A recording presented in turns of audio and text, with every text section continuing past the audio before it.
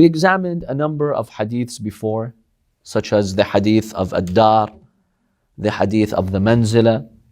The next hadith, which is by far one of the most important pieces of evidence that point to the imamah of Imam Ali ibn Abi Talib alayhi salam, is hadith al-Ghadir. In the last year of the Prophet's life, year 10 after the Hijrah, he announced that he is going to the Hajj, to the pilgrimage. The Prophet made an invitation to all Muslims in the Arabian Peninsula to come and join him. He mobilized Muslims to make it to the Hajj that year. Many people came to the city of Medina to join the Prophet ﷺ in going south to Mecca. This is called Hajjatul Wida, or the final pilgrimage, because that's the last Hajj that the Prophet ﷺ made before he passed away. Conservative figures state that 90,000 people came to Medina to go to the Hajj. 90,000, and that's a conservative estimate. The number of those who did the Hajj is more than that, because you had people in Mecca, in southern areas. They made the Hajj when the Prophet ﷺ arrived in Mecca. So at least 120,000 people that year performed the pilgrimage with the Holy Prophet. The Prophet ﷺ is in Mecca, he's completing the Hajj. Then when he is in the land of Arafa, he receives revelation from God to appoint Imam Ali alayhi salam as the Khalifa, to inform his companions that he is the authority after him. He receives this revelation from God. Now, when Jibreel informed him of that, he did not specify to the Prophet when you have to make that declaration. Jibreel simply tells the Prophet, you need to make this declaration. This is the command of God. But he didn't tell him when, now, tomorrow. The point is, announce Imam Ali alayhi salam as the Khalifa, as the successor. The Prophet ﷺ in Arafah tries. In fact, he gives a very important speech in Arafah during the Hajj, and he makes a reference to the 12 Imams, the 12 Caliphs after him. This is documented in Sunni works as well. But what happened is that the people who were present there at the Hajj, they did not allow the Prophet to finish his speech. They cut him off. They created this huge commotion, and this is in Sunni sources, not only in Shia sources.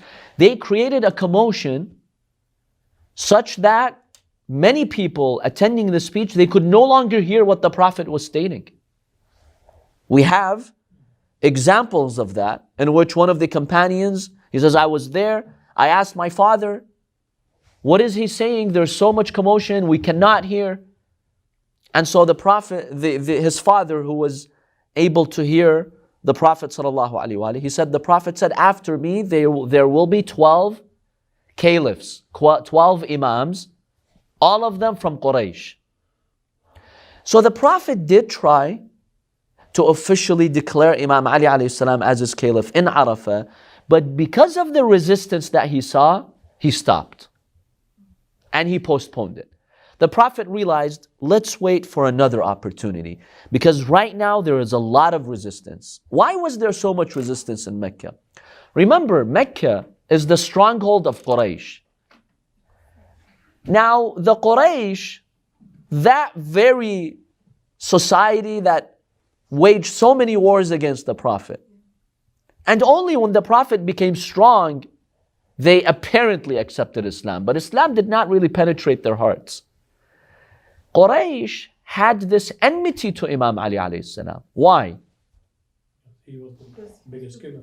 Exactly. Because all those wars they waged against the Prophet, the biggest defender of the Prophet, the biggest supporter was Imam Ali alayhi salam. In fact, he's the one who foiled their plots to kill the Prophet. So the people of Quraysh, they could not stand Imam Ali alayhi salam. So when the Prophet gave that speech in Arafah, they cut him off. They knew that he was going to now announce Imam Ali. They did this huge commotion so the others wouldn't hear, and they cut off the speech of the Prophet. Now the Prophet did not insist, because Islam was still a new religion. The Prophet wanted at that point the Ummah to be united, because there were many enemies, outside dangers. So the Prophet realized, if I here declare Ali as the Khalifa very clearly, and I mention him by name, there's going to be such a huge chaos, we don't know what's going to happen.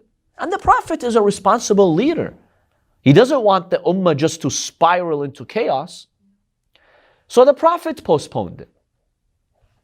He said, let me get to Medina, and then over there I will take the necessary steps to declare Ali as the Khalifa. So the Prophet leaves Mecca, they finish their Hajj. Where does he go to? He goes north. He goes to Juhfa, and then from Juhfa north, he reaches an area which was the intersection for the different paths that would go north. So those who would go to Egypt, they pass by this area. Those who go to Medina and those who go to Iraq. This place was very close to an oasis called Ghadir Khumm. Ghadir means oasis. Khumm is that area which was close to this intersection of paths. The Prophet reaches there. When he reaches there, Jibreel comes again. This time, when he tells him about the Khilafah, it is an immediate command that must be immediately conveyed to the people. He comes down with the verse, Ya ayyuha rasulu balligh ma unzila ilayka min rabbik. O messenger, you have to convey what you have received from your Lord. This is verse 67 of Surah Al-Ma'idah. Salamu alaykum. This is verse 67 of Surah Al-Ma'idah. O messenger, you have to convey what God is commanding you. وَإِن لَمْ تَفْعَلْ. If you don't do it now, فَمَا بَلَّغْتَ رِسَالَتَهُ. If you don't do it now, it's as if you have not conveyed the message of God. Then Allah makes a very important statement, because the Prophet was concerned about the people. What are they going to do? How will they react to this? Will there be fighting? Is there going to be, what's going to happen? He was concerned. Allah tells him what? وَاللَّهُ يَعْصِمُكَ مِنَ النَّاسِ. Don't worry, Allah will protect you from the people. No one will kill you. Allah has things under control. Make this announcement, Allah subhanahu wa ta'ala is going to support you. So the Prophet goes next to Ghadir Khumm, the oasis.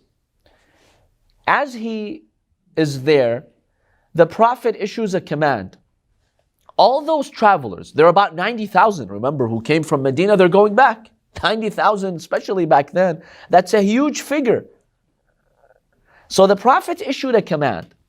All those travelers who went ahead of us north, call them. He sent someone to call them, come back. Come to this place called Ghadir Khumm. And all those travelers who are behind us, they're catching up, let's wait for them.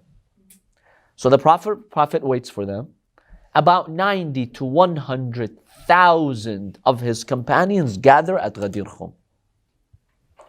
By far one of the biggest gatherings in Muslim history, in the presence of the Prophet ﷺ.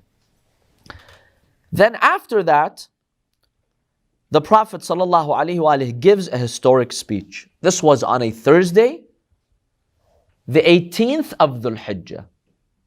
That's exactly 9 days after Arafa. After people finish the Hajj and they're going back. This happens year 10 of the Hijrah on a Thursday, 18th of Dhul Hijjah.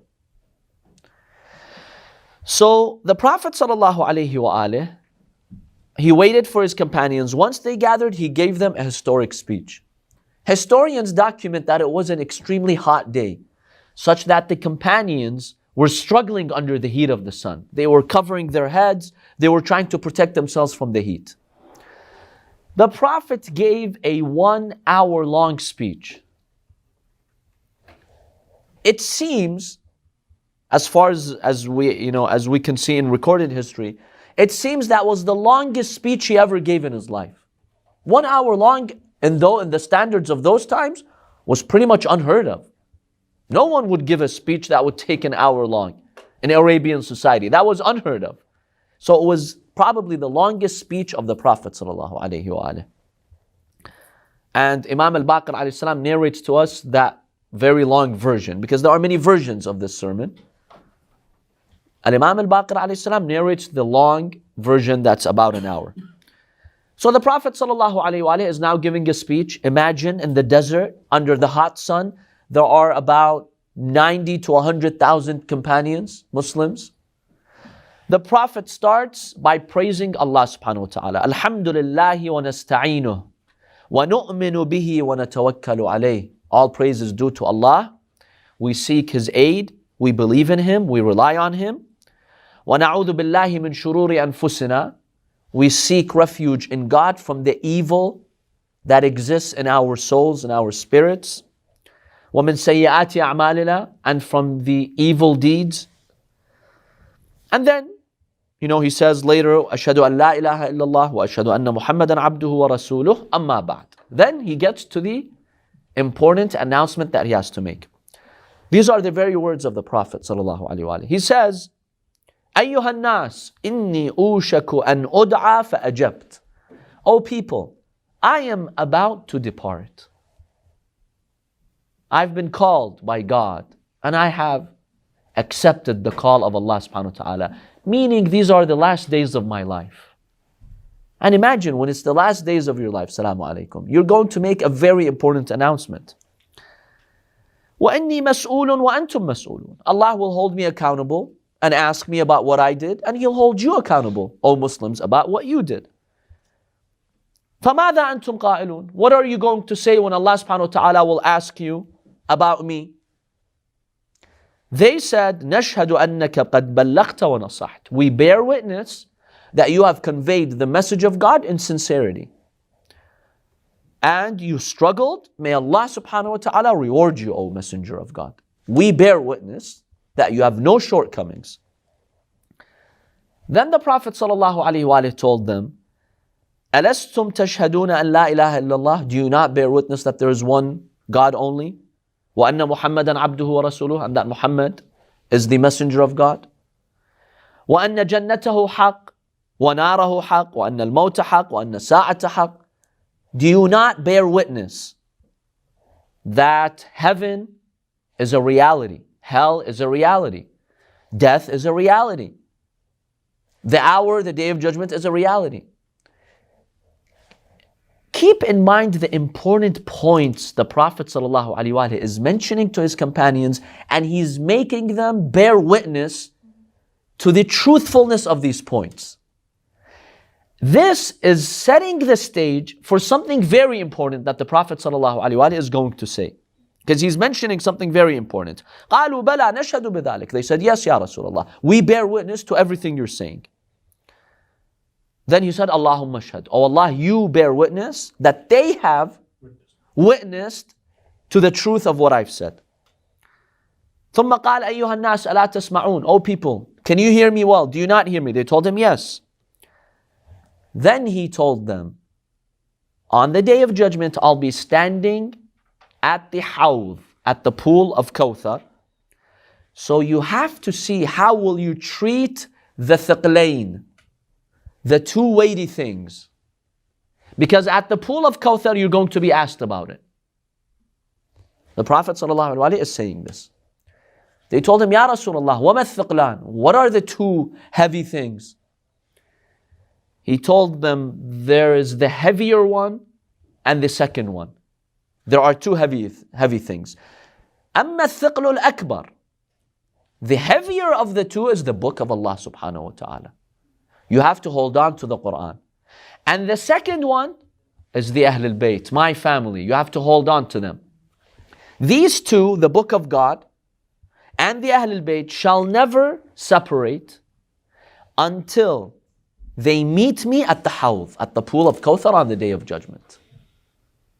So he's explaining the significance of the Quran and the Ahlul Bayt. And he tells them, if you hold on to them, you'll achieve guidance. If you don't, you'll perish. You'll deviate and you'll fall into misguidance. After he says this, then he calls on Imam Ali alayhi salam. and he takes his hand, his arm, and he raises his hand. The Prophet raises his hand, and the hand of Imam Ali alayhi salam is now raised. Then the Prophet sallallahu alayhi wa states, Ayyuhan nas, he asks them a very significant question. O people, man awla bil mu'minina min anfusihim? Who is the one who has a greater claim, a greater right, greater authority on the believers than they do over their own selves? Who's the guardian of the believers? Who has authority over them? They told him, Allahu wa rasuluhu a'lam. Tell us, you teach us. You know better. Tell us who. So the Prophet sallallahu alaihi wasallam states, Inna Allaha mawlai. God is my authority, my master. Wa ana mawla al-mu'minin. And I am the authority over the believers.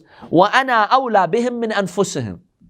And I have a greater right, the Prophet is saying this, over the believers than they do have the right over themselves. And he's paraphrasing a verse in the Holy Quran. An-Nabiyyu awla bil mu'minina min anfusihim. The Prophet has a greater claim over the believers than they do over their own selves. Do you accept this? And Allah is witnessing. When he said that, then he states that historic statement. Man kuntu mawlah, hadha aliyun mawlah. Whomever I am his mawla, then this is Ali, his mawla. And then the Prophet makes that prayer. Allahumma wali man wala. Oh Allah, support the one who supports Ali ibn Abi Talib and follows him. And take as an enemy the one who shows enmity to Ali ibn Abi Talib. And the Prophet makes a very beautiful prayer in honor of Amir al-Mu'mineen. In the end he says, وَأَدْرَ الْحَقَّ مَعَهُ حَيْثُ دَارٍ. Oh Allah, have the haqq, the truth, revolve around Amir al-Mu'mineen Ali ibn Abi Talib. Wherever he goes, the truth will go. Then the Prophet says, أَلَا فَلْيُبَلِّغْ الشَّاهِدُ الْغَائِبَ. Whoever is present here, from you, my companions, let them inform those who are absent. This is the command that the Prophet ﷺ made. And this is the announcement that he made at Ghadir Khumm. Remember, the speech is very, very long. It has many parts to it. It's a beautiful speech. This is a very short summary of the speech. As soon as he says that, Jibreel comes down with verse 3 of Surah Al-Ma'idah. Bismillah ar-Rahman ar-Rahim. اليوم أكملت لكم دينكم وأتممت عليكم نعمتي ورضيت لكم الإسلام دينا. Today, I have completed your religion and perfected your religion. And I have completed my favor over you, and I've accepted Islam as the religion for you. After that, the companions stood in line to congratulate Imam Ali alayhi salam. Historical documents and Sunni sources also mention that Abu Bakr and Umar also came to Amir al-Mu'mineen alayhi salam, and they told him, Bakhin laka ya Ali. Congratulations, O Ali. Asbahta mawlai wa mawla kulli mu'minin wa mu'mina. Today, you have become our mawla, the one who has authority over us, and the mawla of every believing man and every believing woman. This, my dear brothers and sisters, is the incident of Ghadir.